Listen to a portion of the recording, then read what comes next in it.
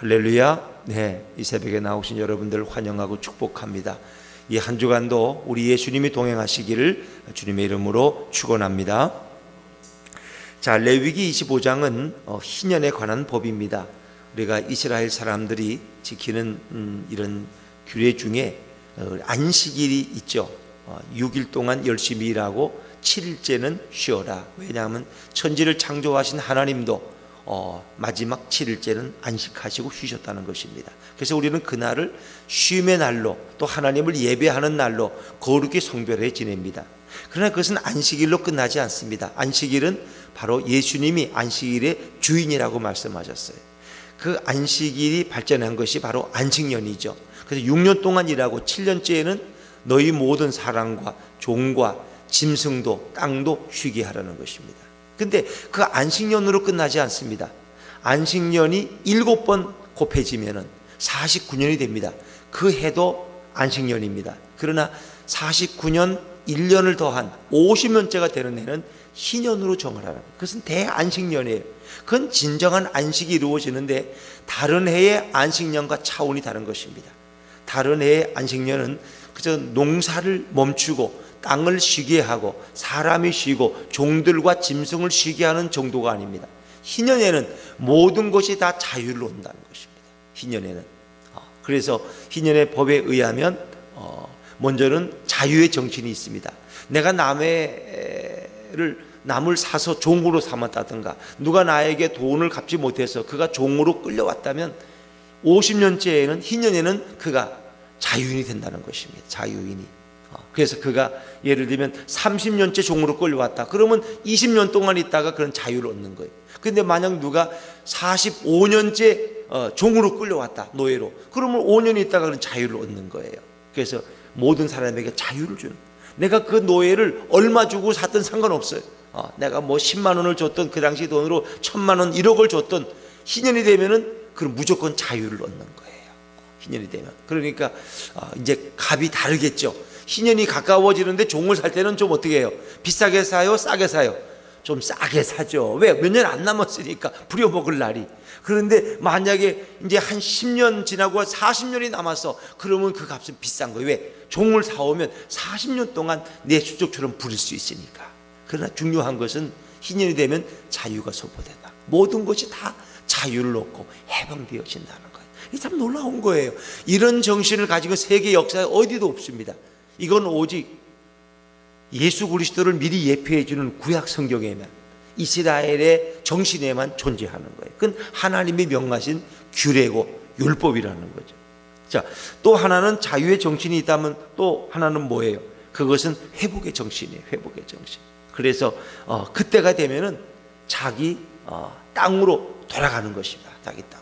그러니까 노예만 해방되는 것이 아니라 그가 만약에 자기 땅이 빚 때문에 남에게 빼앗겼어요. 그러면 희년이 되면은 내 농토를 다시 찾을 수 있는 거예요.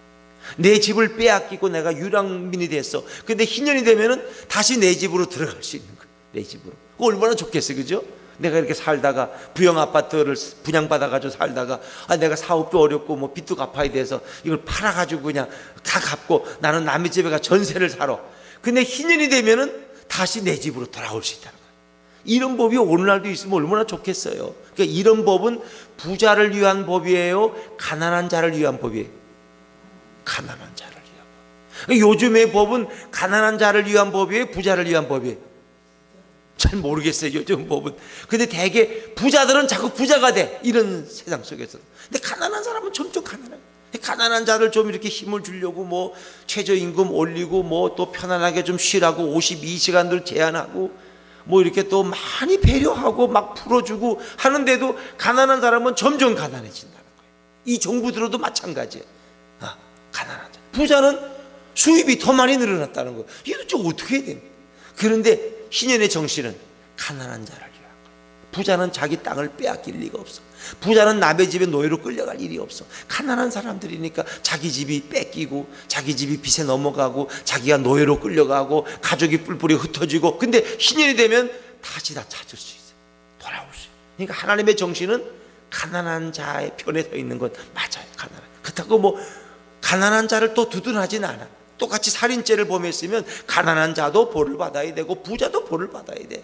그러나 일반적으로 이런 경제 정의를 통해서 가난한 자에게 더 배려한 하나님의 마음을 우린 읽을 수가 있어야 돼. 그래서 자유의 정신, 회복의 정신, 또 한 가지 희년의 정신은 쉼, 안식이에요. 안식, 쉬게 한다는 거예요. 희년이 되면은 농토를 다 쉬게 해, 농토를. 근데 이게 희년 되기 전에 그 49년째 안식년에도 농토가 쉬어요. 희년에도 또 쉬어요. 그 몇 년을 쉬는 거예요? 2년을 쉬는 거예요. 사람도 쉬고 짐승도 쉬고 노예도 쉬고, 물론 노예도 다 해방되지만 땅도 쉬고 모든 것이 쉬라는 거예요. 그래서 쉼을 통해서 다시 재창조가 이루어지는 거예요. 그러니까 여러분도 쉬지 않고 계속 일하면 골병 들고요, 오래 못 살아요. 병원비가 더 많이 들어가요. 그러니까 우리는 주일날 철저하게 쉬어야 돼요. 쉬어야 돼요. 가능하면 쉬세요. 물론 그러지 못할 직업군도 있어요. 의사라든가 뭐 응급실 의사, 소방대원들, 경찰, 운전하시는 분들, 버스, 뭐 기차, 이거 못 쉬어요, 그분들은. 그러나 우리는 그런 걸 제외하고서는 이런 정신은 늘 충분히 우리가 생각할 수 있어야 되겠다. 그리고 이제 앞부분은 희년의 주요한 정신들을 배려했지만, 이제 후반부에 온 우리가 읽은 오늘 부분들은 여러분들이 이제 가난한 자에게 돈을 꾸었을 때 뭐 배려하는, 이자를 받지 말라든가, 또 내 동족이 우리 집에 종으로 끌려왔을 경우에 그를 너무 가혹하게 대하지 말고 학대하지 말라든가, 또 이런 내 집이 팔렸을 때 누군가 내 친족이 그 집을 다시 찾아주는, 또 내가 노예로 팔려갔을 때 내 가족주의 그걸 그냥 있으면 안 돼. 내 친족 중에 누군가 나를 다시 노예에서 다시 물러주어야 돼. 다시 사준다 그러는데 이것이 이제 고엘이에요. 고엘. 기업물을 짜라고 하는데, 이제 우리 그런 원리를 좀 여러분 생각하기를 원합니다. 자, 우리 토요일 날 읽었던 본문이지만은 여러분 우리 23절로 한번 돌아갈까요? 23절부터 25절까지 제가 이제 고해를 좀 설명하기 위해 다시 돌아갑니다. 23절부터 25절까지 같이 한번 읽겠습니다. 시작. 토지를 영구히 팔지 말 것은 토지는 다 내 것임이니라. 너희는 거류민이요 동거하는 자로서 나와 함께 있느니라. 너희 기업에 온 땅에서 만일 내 형제가 가난하여 그의 기업 중에서 얼마를 팔았으면 그에게 가까운 기업물을 짜가 와서 그의 형제가 판 것을 물을 것이요. 이 물은다는 말이 나오죠. 만약에 내 친족 중에 누가 가난해서 땅 얼마를 팔아버리고 말았어. 왜? 그걸 팔지 않으면 생활할 수가 없으니까. 그러면 그냥 이웃 친족들이, 가까운 친족들이 그냥 보고 있으면 안 돼. 여유가 있는 분이, 또 가까운 책임이 있는 분이 와서 그 잃어버린 땅을 다시 찾아줘야 된다는 거예요. 이거를 이제 물은다. 그러니까 뭘 산 거를 다시 물러달라 그러죠. 네, 이거 물건 샀는데 이거 마음에 안 들어요. 다시 물러주세요. 그게 물으는 거예요. 다시 돌려받는 거예요. 다시 돈을 다시 돌려주고. 근데 내가 가난해서 집이나 땅을 팔았다. 그럼 난 집 없이 살아야 돼. 그럼 옆에 있는 기업물을, 가까운 친족이 와서 그걸 대신 사서 다시 집에 살도록, 땅을 경작하도록 하는 이 제도가 바로 기업물을 제도, 이걸 고엘 제도라. 고엘 제도. 그래서 가까운 친족들이 그 일을 해주는 거죠. 자, 이걸 고엘 제도가, 또 사람이 노예로 끌려갔을 때도 다시 그를 사주는, 이걸 이제 속량, 이것도 고엘 제도의 일종인데, 그것도 한번 다시 한번 읽어보죠. 47절부터 여러분 48절까지, 47절부터 48절까지 다시 한번 읽습니다. 시작. 만일 너와 함께 있는 거류민이나 동거인은 부요하게 되고 그와 함께 있는 내 형제는 가난하게 되므로 그가 너와 함께 있는 거류민이나 동거인 또는 거류민의 가족의 후손에게 팔리면 그가 팔린 후에 그에게는 속량받을 권리가 있나니 그의 형제 중 하나가 그를 속량하거나, 49절, 또는 그의 삼촌이나 그의 삼촌의 아들이 그를 속량하거나 그의 가족 중 그의 살부치 중에서 그를 속량할 것이요 그가 부유하게 되면 스스로 속량하되. 이 속량이라든가 기업을 물은다든가 결국 같은 말입니다. 사람을 다시 찾아올 때는, 노예로 팔려간 사람을 다시 돈을 주고 찾아올 때는 속량이라고 그러고, 기업, 토지나 땅을 다시 찾을 때는 우리가 기업을 물은다 이렇게 표현해요. 이것이 바로 고엘 제도다. 그래서 참 이게 이스라엘에만 이런 독특한 제도가 있다는 거 아세요, 여러분? 다른 독촉은 이런 게 우리 뭐 한국 민족 속에 이런 게 있습니까? 없잖아요. 뭐 우리 작은 아버지가 만약에 너무 가난해서 땅을 팔아서 땅을 빼앗겼다 나면 빼앗긴 건 아니죠. 그냥 빚 때문에 그냥 넘어간 거죠. 그러면 뭐 누가 그거 찾아줍니까? 정말 인정이 많은 형제들 가운데 그런 경우가 있더라고. 동생이 사업에 어려우면 형제들이 다 돈을 모아가지고 그 집을 다시 찾아주고 말이에요. 조카 학교도 보내주고 이런 정말 좋은 집안도 있는데 그건 뭐 특별히 그 법으로 정해진 건 아니잖아요. 근데 이스라엘 사람들은 이게 율법으로 정해져 있는 거예요. 율법으로. 내 가까운 친족이나 형제가 돈이 없어서 집을 팔아버렸으면 누군가 다시 그 집을 찾아주는 거예요. 그것을 고엘제도라고 하는데, 고엘제도가 적용되는 경우는 몇 가지 있습니다. 근족이 토지를 팔았을 경우 그것을 대속해서 다시 사주어야 됩니다. 친족들 중에. 또 근족이 노예가 되었을 경우 그 돈을 대신 지불하고 그를 석방시켜 주어야 됩니다. 또 근족이 자식이 없어요. 내가 결혼했는데 자식이 없어. 그 자식을 낳지 못하고 골골골 하다가 세상을 떠났어. 그러면 그 집은 자식이 없어.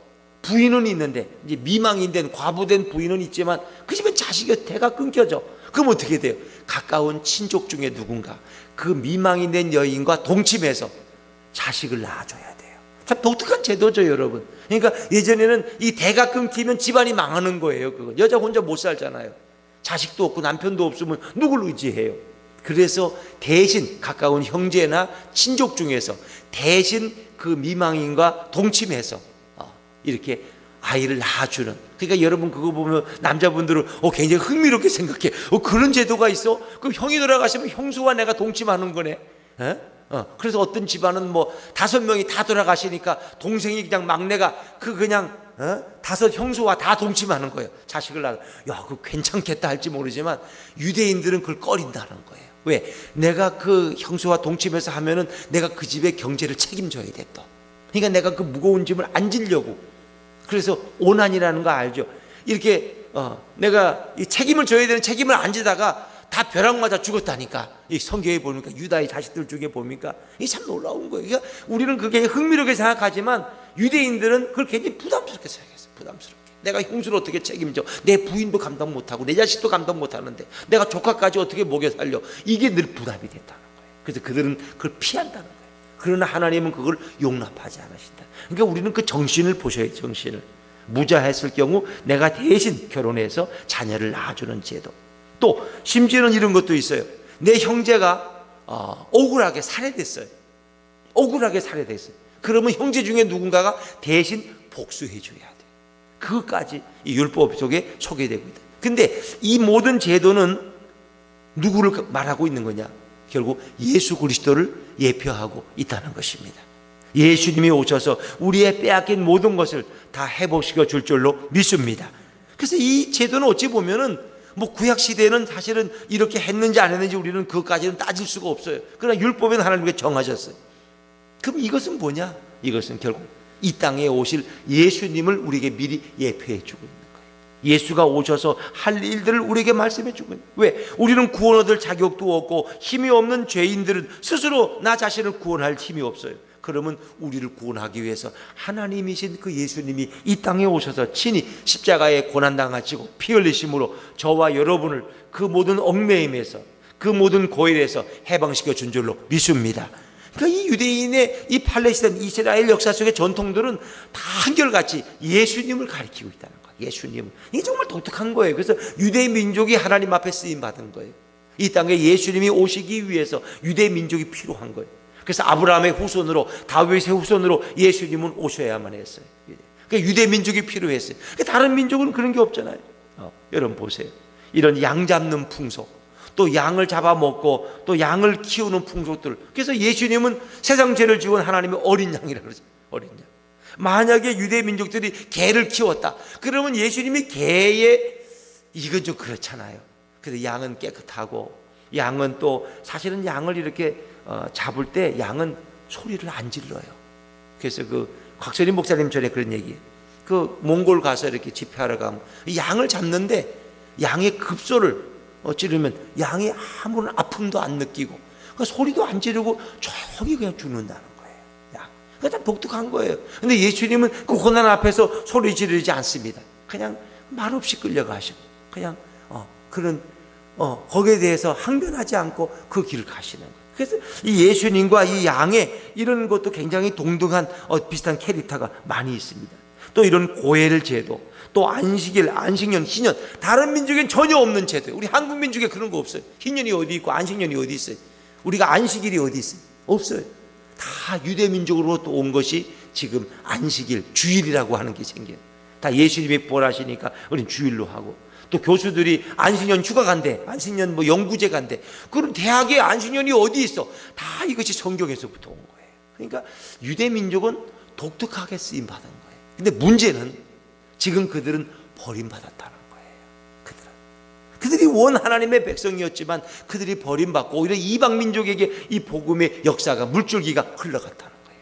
그래서 하나님은 지금 유대 민족 중에서도 이제 믿는 자들, 메시아닉 크리스찬들을 이렇게 만들어내고 계시지만 그들의 숫자는 아주 미소한 거예요. 미소한. 그래서 우리가 유대인들을 위해서 기도해야 될 이유도 있는 것입니다. 원래 복음이 그들에게 주어진 건데 그들이 거부함으로, 예수님을 거부함으로 그 복음이 우리 이방인에게까지 온 것은 너무나 감사한 일이라는 것입니다.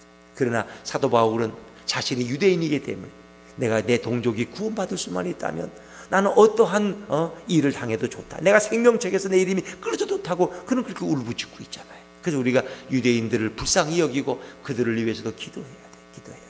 그러나 그 유대인들의 역사 속에 했던 그런 어떤 다리의 역할은 굉장히 중요한 것이다. 그리고 유대라는 그 독특한 문화, 독특한 그들의 삶의 환경, 이런 것들을 하나님이 다 사용하신 거예요. 이런 것들이. 참 유대 민족은 참 독특한 민족이고, 그 어려운 그런 자갈밭에서, 그 황무지에서 그들이 살아난 것도 참 대단하지만은 그들이 바로 이 땅에 오실 예수 그리스도를 예표하는 그런 민족의 어떤 상황으로 쓰임받았다는 것은 참으로 놀라운 거죠. 그러나 이제 그게 중요한 게 아니에요. 그건 아무도 중요하지 않습니다. 다 몰라도 돼요. 중요한 것은 예수 그리스도입니다. 예수님을 통해서 우리는 구원받고 예수의 이름을 부르는 자가 속량함을 받고 그들이 하나님의 백성으로 쓰임받을 수 있다는 것입니다. 오늘도 그 예수님이 존귀한 거예요.